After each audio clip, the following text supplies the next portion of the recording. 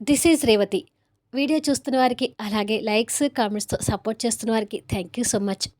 కథలోకొస్తే సామ్రాట్, శక్తి షాపింగ్‌లో ఉంటే భరత్ వాళ్ళని ఫాలో అవుతూ వస్తుంటాడు కదా! ఆ తర్వాత నుంచి స్టోరీ కంటిన్యూషన్.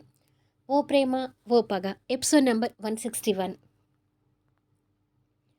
శారీస్ ఎవరికి అని అడుగుతుంది శక్తి. హా! నాకు ఒక లవర్ ఉందిలే. తన కోసం కొందామని వచ్చాను. కానీ శారీ సెలక్షన్ నాకు రావు కదా!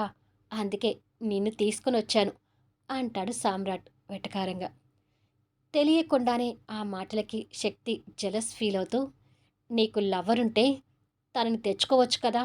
నాతో సెలక్షన్ చేయించుకోవడం ఎందుకో అంటూ దీర్ఘం తీస్తుంది. నా లవర్ నీతో సెలక్షన్ చేయించి పంపించమని చెప్పిందిలే అంటాడు కాస్త కోపంతో. ఈ శారీస్ చూడండి సార్ అంటూ సేల్స్ గర్ల్ వాళ్ళ ముందు కొన్ని శారీస్ వేసింది. సామ్రాట్కి అవి పెద్దగా నచ్చక, ఇంకా మంచి శారీస్ తీయండి, రేటు ఎంతైనా పర్వాలేదు అంటాడు. ఆ మాటలు వింటూ భరత్ ఆ ఫ్లోర్లోకి వస్తాడు. పెళ్ళాలికి చీరలు కొనిపెట్టే వరకు వచ్చిందన్నమాట వాళ్ళ సంసారం అని తిట్టుకొని, వారికి కాస్త దూరంలో వాళ్ళకి కనపడకుండా చీరలు సెలెక్ట్ చేస్తున్నట్టుగా నటిస్తుంటాడు. సేల్స్ గర్ల్ వేసిన కొన్ని శారీస్ తీసి శక్తి ఒంటి మీద పెట్టి చూస్తున్నాడు సామ్రాట్. భరత్కి వాళ్ళు కనిపిస్తున్నారు కానీ వాళ్ళ మాటలు వినిపించినంత దూరంలో ఉన్నాడు. నీ లవర్ కోసం కొన్న శారీస్ నా ఒంటి మీద పెట్టి ఎందుకు చూస్తున్నావు అడుగుతుంది శక్తి ఉక్రోషంగా. ఎందుకంటే నా లవర్ కూడా అచ్చం నీలాగే ఉంటుంది కాబట్టి అంటాడు సామ్రాట్. శక్తి ఏమీ మాట్లాడలేక చిరాకు పడుతూ మౌనంగా ఉంటే సామ్రాట్ తన ఒంటి మీద శారీస్ పెట్టి చూస్తుంటాడు. చూడు, ఈ శారీస్ నా కోసం తీసుకున్నట్లయితే నేను అస్సలు ఈ శారీస్ కట్టను అంటుంది శక్తి. ఓ, నా లవ్వర్కి తీసుకొని నీకు శారీస్ తీసుకోవట్లేదని ఫీల్ అవుతున్నావా? సరేలే, నా లవ్వర్ సెలక్షన్ అయిపోయినాక నీకు కూడా తీసుకుంటానులే అంటాడు వ్యంగ్యంగా. నేనేమి ఫీల్ కావట్లేదు, నువ్వు ఎక్స్ట్రాలు చేయకు అంటుంది శక్తి కోపంతో. సామ్రాట్ నవ్వుతూ, మన గురించి తెలిసిన వాళ్ళందరికీ ఎవ్వరు ఎక్స్ట్రాలు చేస్తున్నారో తెలుస్తుందిలే అంటాడు. నిన్ను అంటూ చిలిపి కోపంతో సామ్రాట్ మీదకి చెయ్యెత్తుతుంది.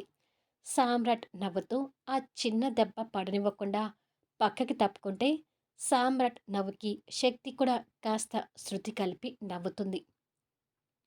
వాళ్ళ నవ్వులు చూస్తున్న భరత్కి గుండెల్లో హోల్ పడుతున్నట్టుగా ఉంటుంది.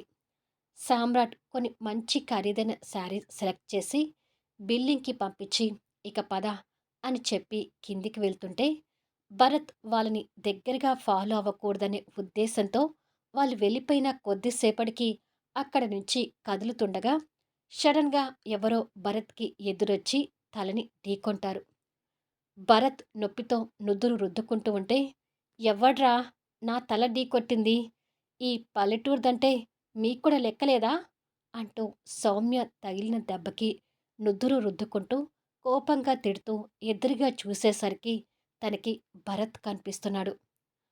అక్కడ సౌమ్యని చూసి భరత్ ఆశ్చర్యంతో నోరు వెలబెడితే సౌమ్య మొహం మాత్రం వెలిగిపోతూ, బావా, నువ్వా, నువ్వేంటి ఇక్కడ అని అడుగుతుంది. సౌమ్య అడిగిన దానికి భరత్కి ఏం చెప్పాలో అర్థం కాక, సామ్రాట్ని శక్తిని ఫాలో అవుతూ వచ్చాను అంటే ఈ పల్లెటూరు మొద్దు నువ్వొక మూర్ఖుడివి అంటూ నాకిక్కడే క్లాస్ పీకుతుంది. ఏదో ఒకటి చెప్పాలి అని మనసులో అనుకుంటాడు. చెప్పు బావా, ఇక్కడికొచ్చావేంటి? ఇక్కడ నీ బట్టలు ఏమీ ఉండవు కదా అని అడుగుతుంది. అది, ఇక్కడ నా బట్టలుండవు. కాకపోతే నీకే శారీస్ కొందామని వచ్చాను అని ఇరుక్కుంటాడు. అది వినగానే సౌమ్య మొహం 100 వోల్ట్స్ బల్బుతో వెలుగుతూ, నిజమా బావా? నా కోసం చీరలు కొనడానికి వచ్చావా? నిజానికి నేను కూడా చీరలు కొందామని వచ్చాను బావా.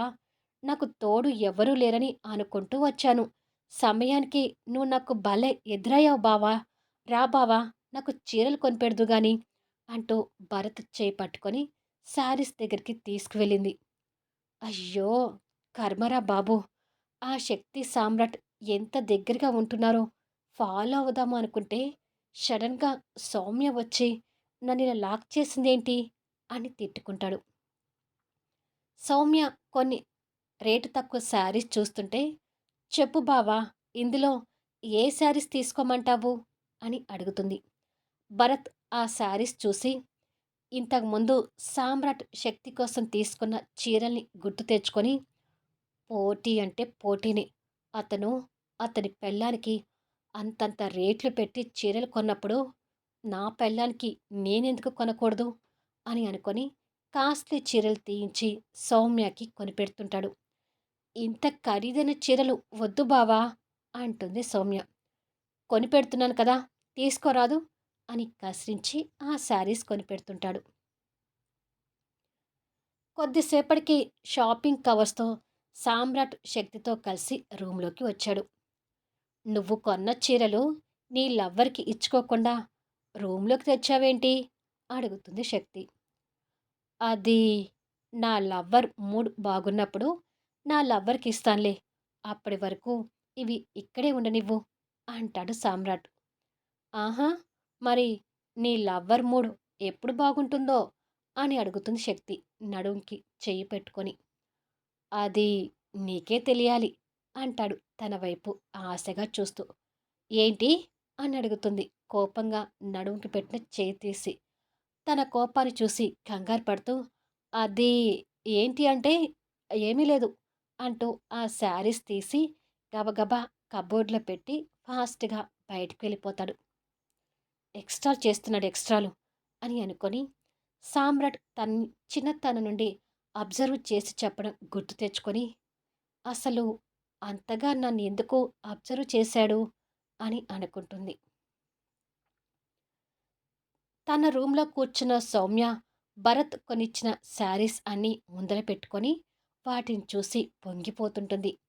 భరత్ ఆ రూమ్‌లోకొచ్చి, "ఏంటి వాటిని ఎగ్జిబిషన్‌లా పెట్టావు?" అని అడుగుతాడు. "మొదటిసారి నువ్వు నా కోసం వీటిని కొనిచ్చావు కదా బావా! అందుకే అన్నిటినీ సంతోషంగా చూసుకుంటున్నాను" అంటుంది నవ్వుతూ.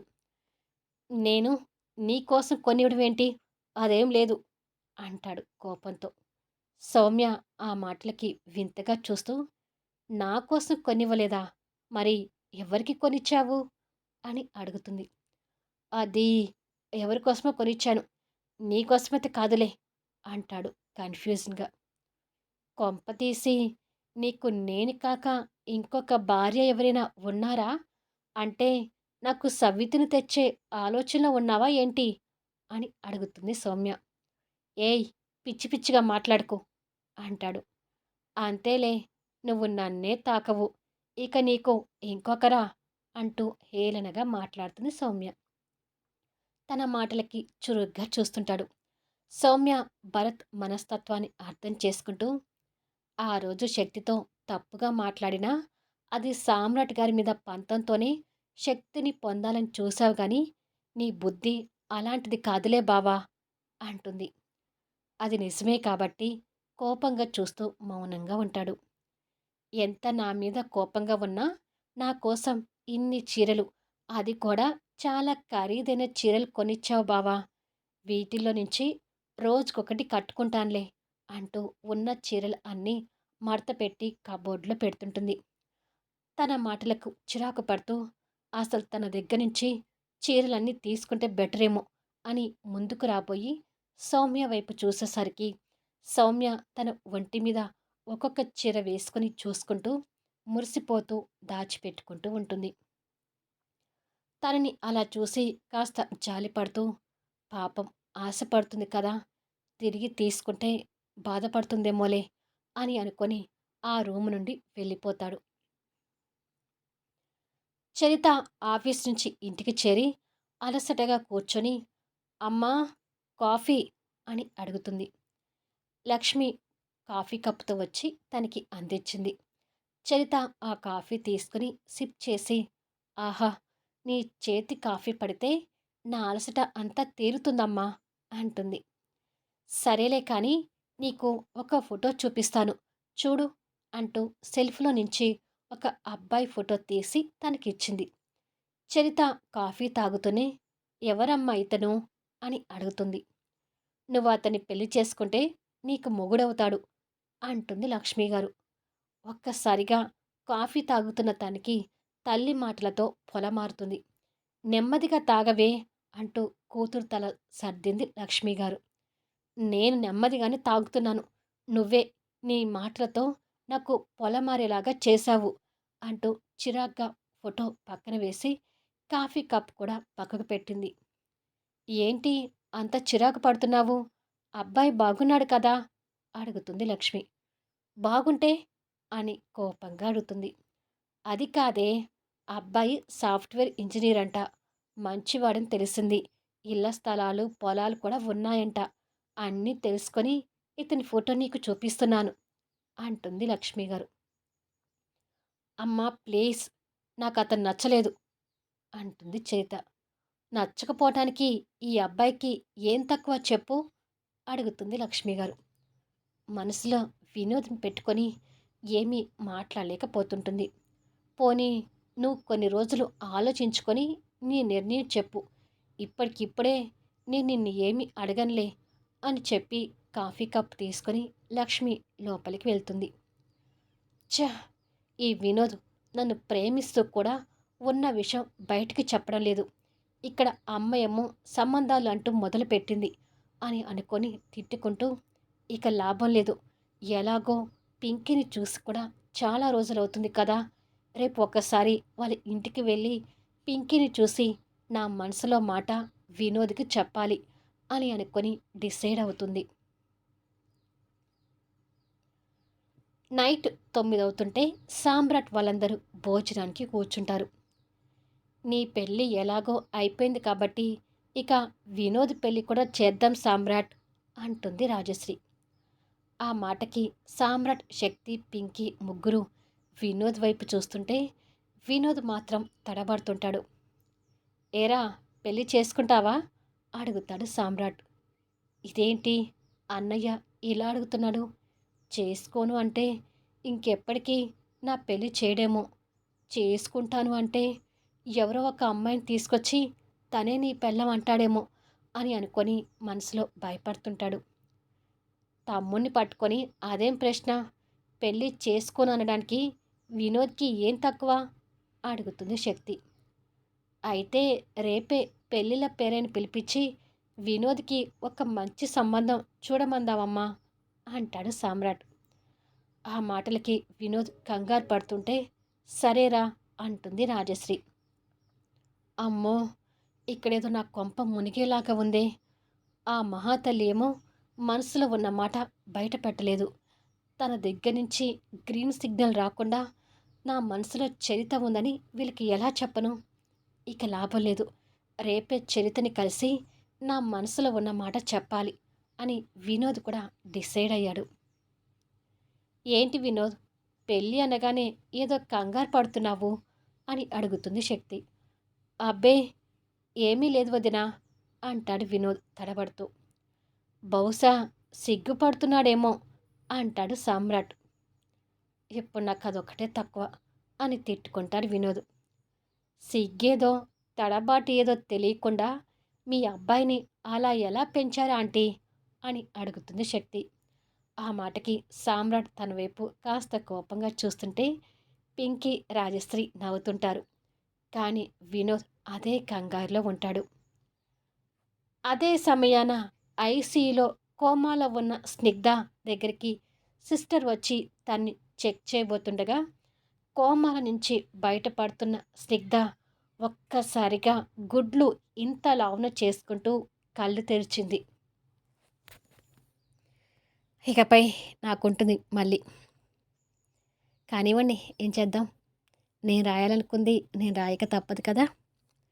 ఫైనల్గా ఈ ఎపిసోడ్ ఎలా ఉంది అనేది కామెంట్స్లో తెలియచేయండి. అలాగే లైక్స్ ఇచ్చి సపోర్ట్ చేయండి. మళ్ళీ నెక్స్ట్ ఎపిసోడ్లో కలుద్దాము.